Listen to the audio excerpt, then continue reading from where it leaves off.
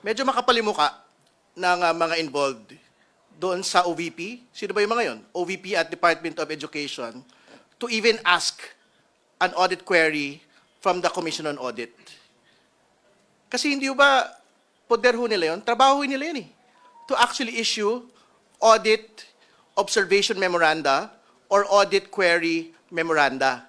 Ibig sabihin, ang Commission on Audit po yung mapagpasya kung alin po yung tipo ng mga memoranda yung i-issue ng Commission on Audit sa iba't iba pong mga opisina. It is not subject to a request.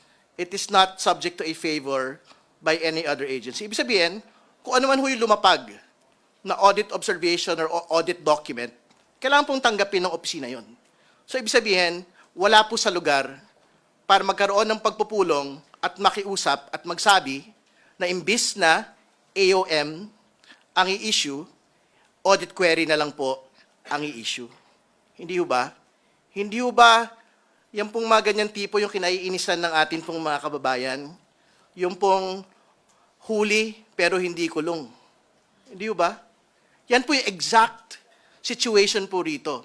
They knew that an audit observation was forthcoming.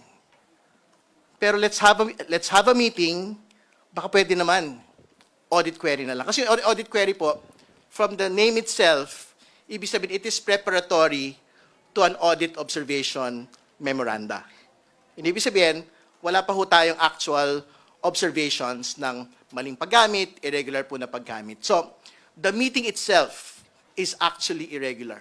Katulad na sinabi ko kanina, it is improper, makapal yung mukha nung pong mga tao na nag-request po nito.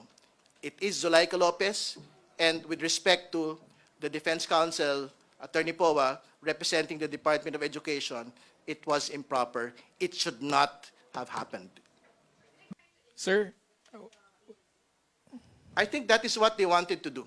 They tried to influence the agency instead of issuing an audit observation memoranda for both the OVP and the Department of Education. They wanted a slap on the wrist. An audit query memoranda lang po.